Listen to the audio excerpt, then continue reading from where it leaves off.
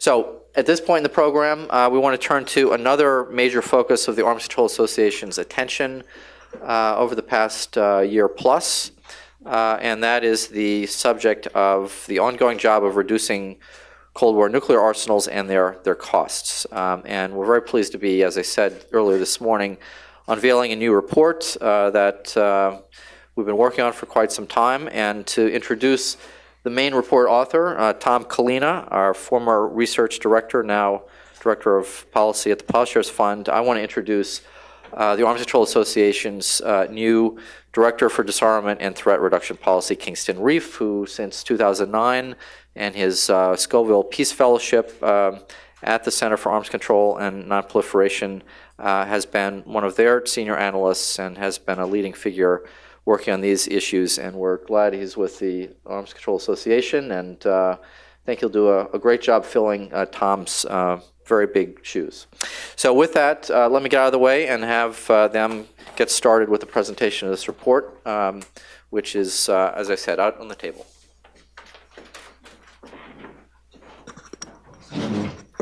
Well, thank you very much, Daryl.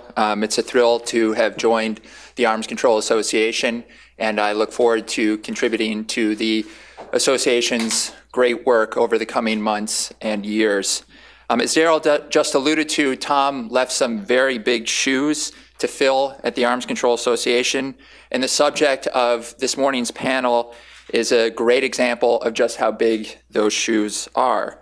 As Daryl mentioned, ACA is thrilled to announce today the release of a new report, the Unaffordable Arsenal, Reducing the Costs of the Bloated U.S. Nuclear Stockpile, which was authored by Tom with the assistance of the Arms Control Association research staff. And as Daryl mentioned, there are multiple copies of the report on the table outside. Now, the release of this report is particularly timely because there is a growing consensus among security experts that the cost of the current U.S. plans to rebuild the nuclear arsenal are unaffordable. Last December, the Congressional Budget Office released a report estimating that the cost of the current plans over the next decade would be $355 billion. A report released over the summer titled the National Defense Policy Review of the 2014 Quadrennial Defense Review estimated that the cost to maintain and modernize nuclear forces over the next 30 years could be $600 billion to $1 trillion, and that the cost of these plans would take money from needed improvements for conventional forces. Now, the reason of this report is also timely because in one of Tom's last articles for Arms Control Today, he reported that the White House is currently reviewing the scope of its planned nuclear modernization efforts as part of its build of the fiscal year 2016 budget request. In addition to the extreme cost of the nuclear weapons modernization plans, there have also been questions about the policy assumptions driving these plans. Last year, the president's military advisors advised him that the United States could reduce the size of its deployed strategic nuclear arsenal by up to 1/3 below the New START levels. And given the current crises on the international stage, ranging from Ebola to the Islamic State to Russian land grabbing in Crimea, there are questions about the relevance of nuclear weapons as a solution to any of these top security priorities for the United States. So given all of this, there is a need to consider the availability of less expensive alternatives to maintain a safe, secure, and reliable nuclear arsenal. And this is exactly the subject of this new report authored by Tom. And with that, I'd like to turn it over to Tom to give us a briefing on his report for about 10 to 12 minutes, and then we'll open it up to questions from the floor.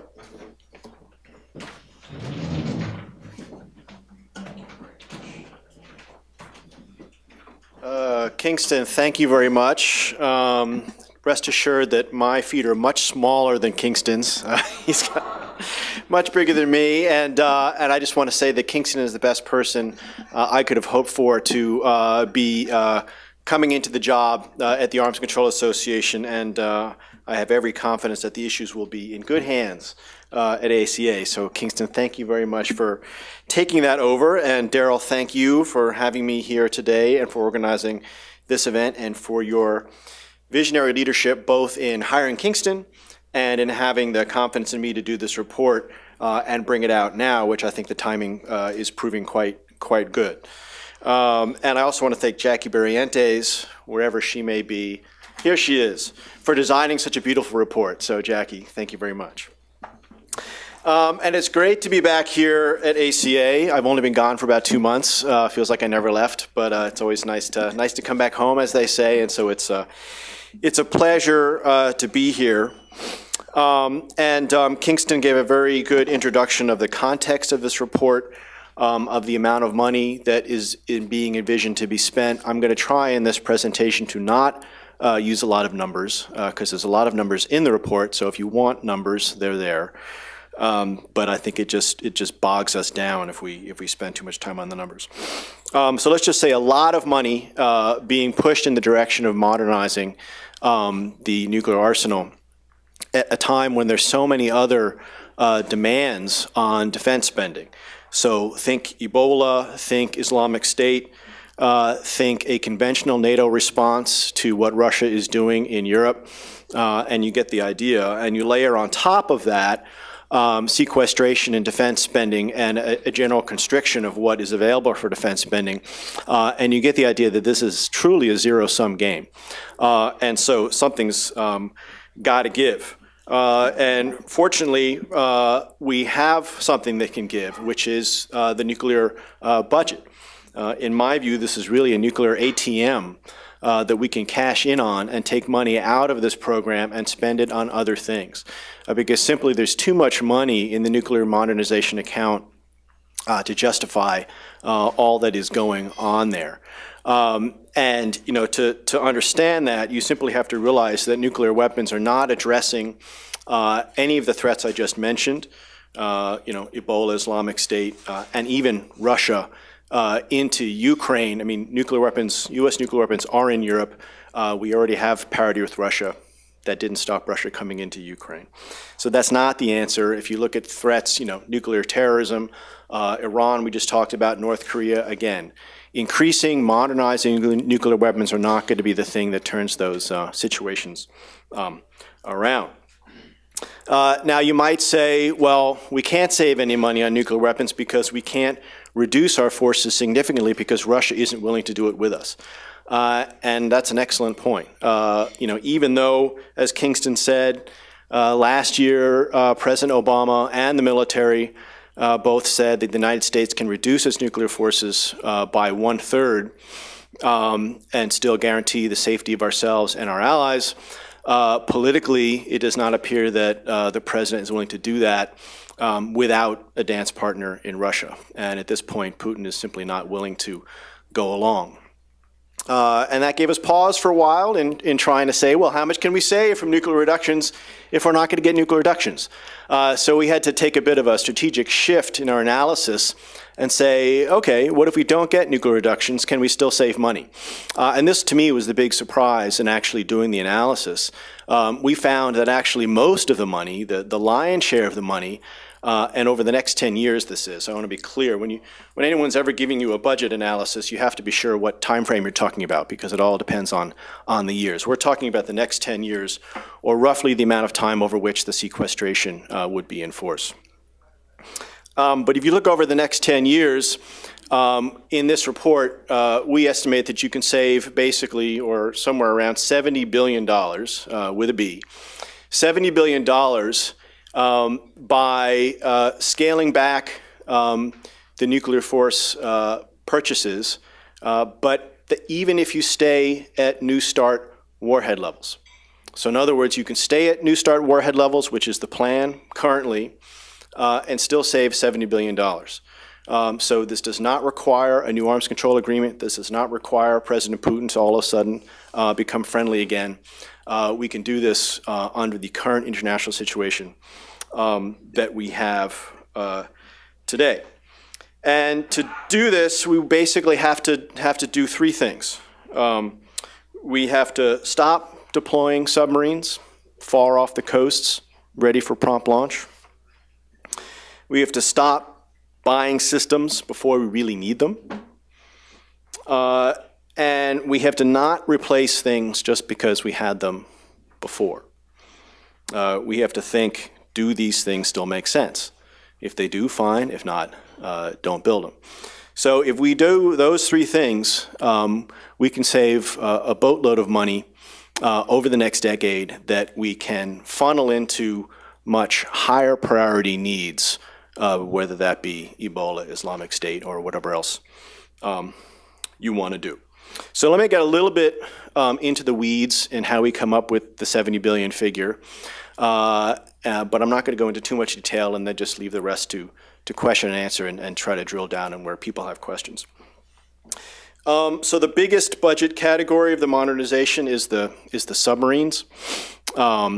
All told, buying 12 submarines will cost about $100 billion just to procure. But we don't need all 12. And if you look into it, the reason why the Navy wants 12 is not because it takes 12 to hold the number of warheads, which is about 1,000, that would be planned to be deployed on the submarines going forward. The reason why the Navy says we need 12 is because they have to be, the requirement is anyway, that they be forward deployed near Russia and China, so that within a short amount of time, an hour or so, they could be launched and hit their targets in those countries. So the boats have to be deployed pretty far out. And then that requires a large sort of supply network of subs in port, steaming out to being on station and then coming back. This would be great for a graphic, and unfortunately I don't have one. But that's what justifies the 12 subs. If instead you were to say, look, folks, the Cold War ended 25 years ago. We don't need subs ready for prompt launch on station. We can pull them back to the coast and have them just be invulnerable, deep in the ocean, but not forward deployed. Then you'd have a much smaller radius for these deployment circles, and you would not need 12 subs. In fact, you could deploy 1,000 warheads, as is the current plan, with 8 subs. And save a lot of money. In fact, you could save $16 billion over the next 10 years. So that's just one of the ideas that we put forward here. On the bombers, another big ticket item, the Air Force wants to produce up to 100 new long-range strategic bombers, and they want to start developing those bombers very soon. If instead you delayed that, start that process in 2025 or so, you could save about $30 billion over the next 10 years. And this makes sense because the bombers we have today, the B-2 and the B-52, are in pretty good shape. And in fact, the B-2 is going to be in service into the 2050s. So the question is, why do we need a new bomber now? The answer is we don't. And so we can save a lot of money if we delay it. So I think that's an excellent example of the rule that we shouldn't buy things until we have to have them. And in fact, the longer you wait, that works in your favor because technology develops. You might have better technology by the time you actually need this thing. And it's inherently difficult to build hardware for threats that are declining over time. I mean, if you look at the size, and it's somewhere in the report, we have a nice graph laid out by Jackie, on how U.S. nuclear arsenal has decreased since its peak in the 1960s. Well, it's come down about 80%, and so has Russia's. So over time, the foreign threat we're facing from nuclear weapons is coming down. So if you build something now, the chances are by the time you actually have it, the threat will go down.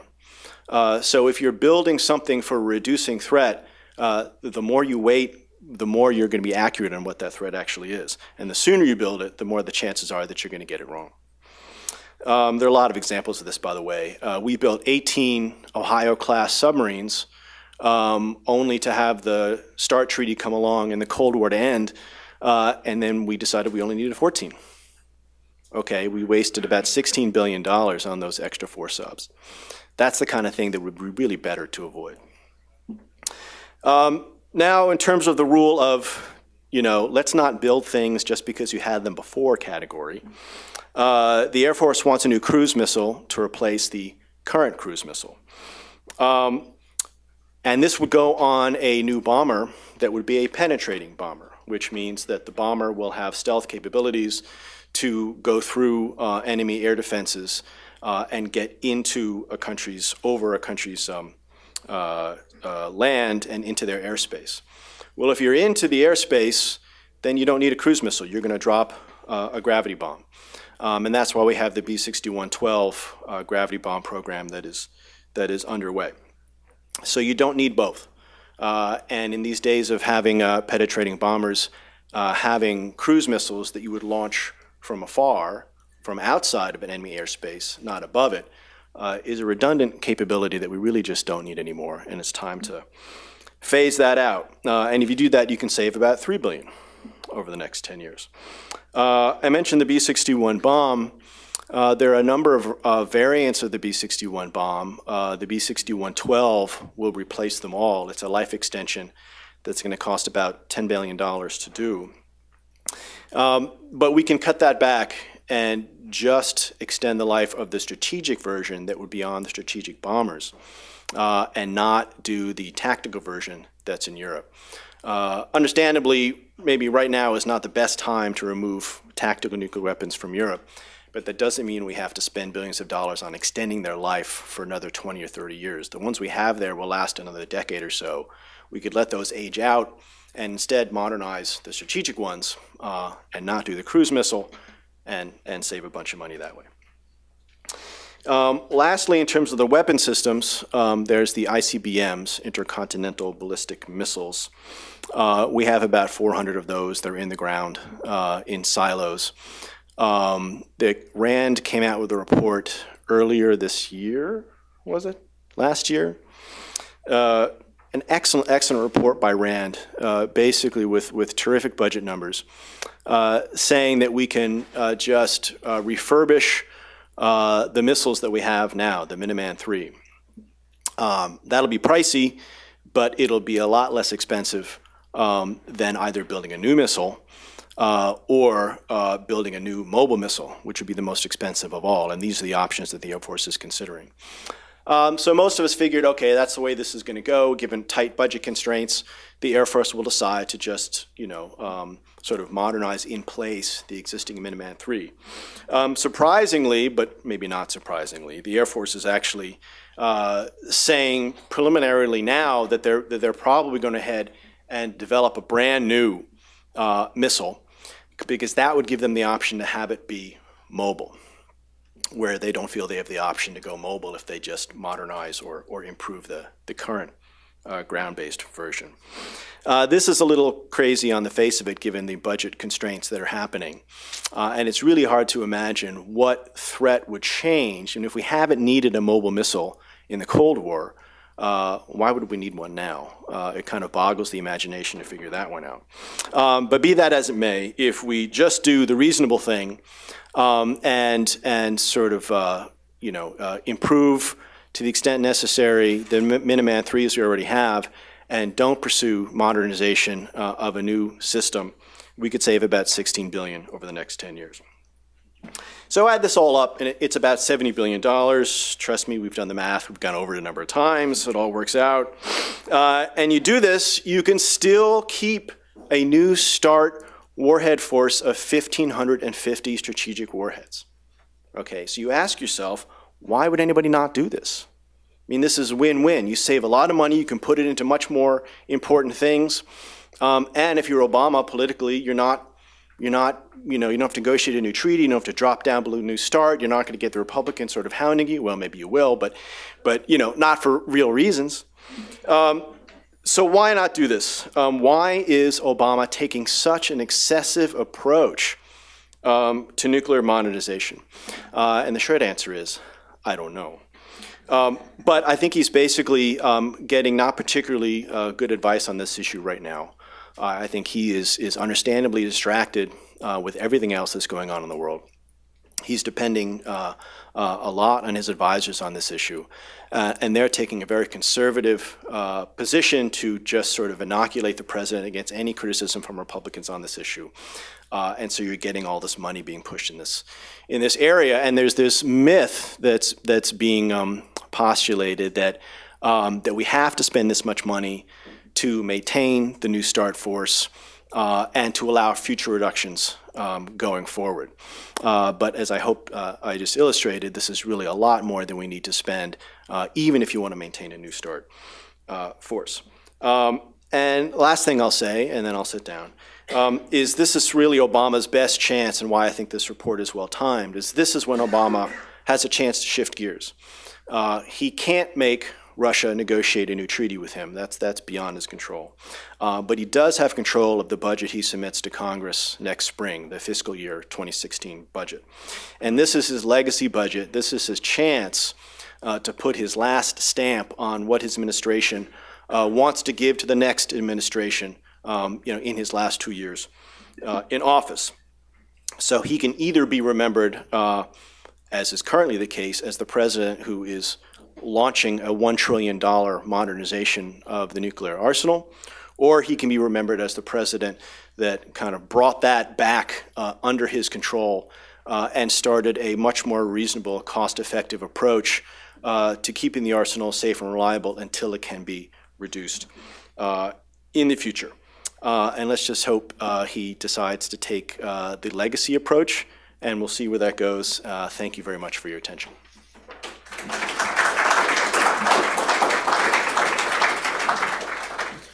Well, thank you very much, Tom. We have about 10 minutes or so left for questions. So what I think I'll do is take 2 at a time from the audience and let Tom respond. Questions? One right here. John?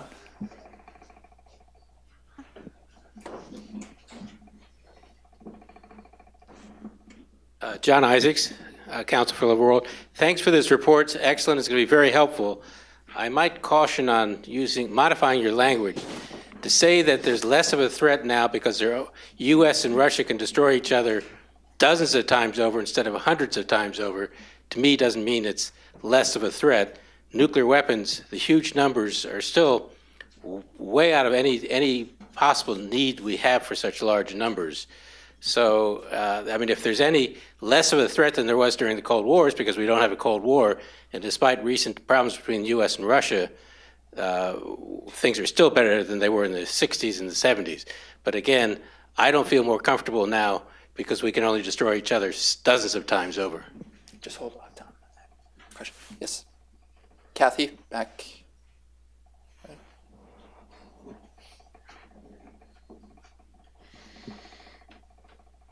I'm Kathy Robinson with Women's Action for New Directions. Thank you. I'm looking forward to reading the report. I have a sort of philosophical question about how we could persuade the president to come to the conclusion that he wants to leave a different legacy than the trajectory he's on now. Do you think this is an issue that we should develop more salience in the American public for, more interest in?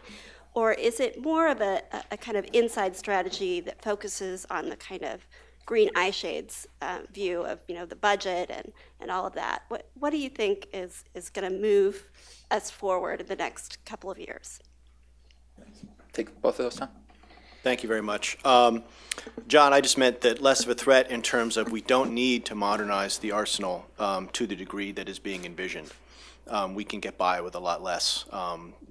Because the Cold War is over, because we're not being, threatened on many sides by large nuclear forces. Frankly, it's just Russia, and I think, in some ways, Russia is pumping itself up in a lot of ways, but we shouldn't be responding to Russia. We shouldn't tell Russia we need to be in parity with them. I think, frankly, the President Bush has had it right. We should go down to the level that we think is right, and Russia can do what they want. In terms of how do we affect the Obama legacy, I think it has to be an outside game, because we see what happens when it's left to the inside game is that Obama gets distracted by other things, and he's got a lot of problems on his plate, so he's not going to focus on this. And just one anecdote would be, one of the few ways I think to penetrate Obama's inner circle is things like front page New York Times stories, which we had a few weeks ago. So that's the kind of thing that Obama will read and then go to his aides and say, why am I getting criticized for this stuff. You told me I was doing this because it's maintaining the arsenal. We have to do this to keep it safe and then to set up, future arms reductions. I think that's the way he's thinking about this. But he needs to hear from others that he's being excessive about that. And so any way that we can get things through into the president that don't require it to be passed through his aides, the better. Thanks, Tom. Additional questions? Right, so we'll take all the way in the back, Greg. Oops, sorry. Hi, I'm Dan Pomeroy from Senator Markey's office. Quick question. Dan. How's it going, Tom?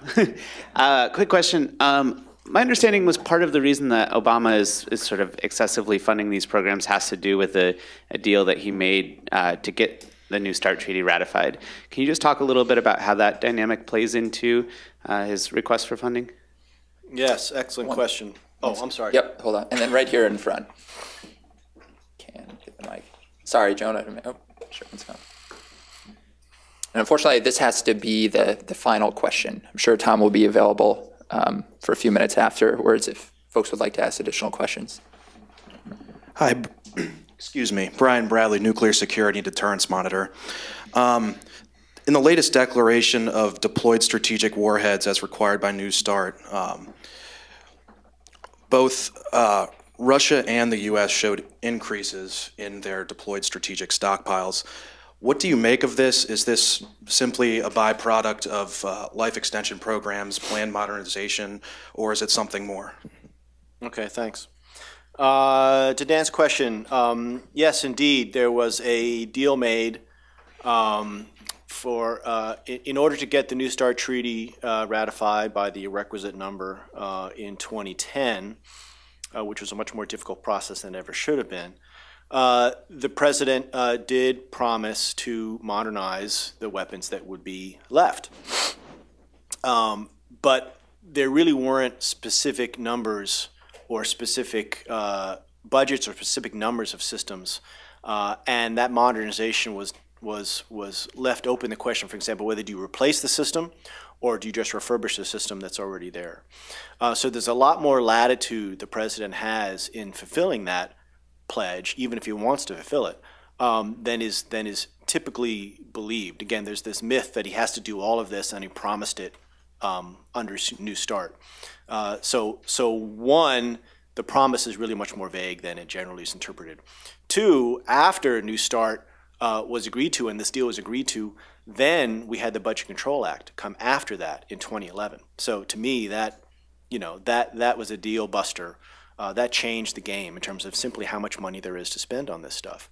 And so now we have a constraining defense budget, and that just is simply a new reality. In terms of the New START numbers, I think what you're seeing here is that as submarines come and go, as submarines are deployed and they come back, warheads come off. So really, these ebb and flows of the warhead numbers has much more to do with the ebb and flow of how warheads are deployed, primarily with submarines, because when submarines come in for overhaul, you could have 100 to 200 warheads come out of service. And that's really kind of the range of the warhead numbers we're talking about here. Having said that, on the other hand, I think both countries, particularly the United States, are going very, very slow in reducing their warhead numbers under New START. They could accelerate this process and should do so, and there's no reason why the numbers are going down so slowly. Thank you very much, Tom. Again, apologies we didn't have time for more questions. Please pick up a copy of the report outside, and let's give a round of applause for Tom.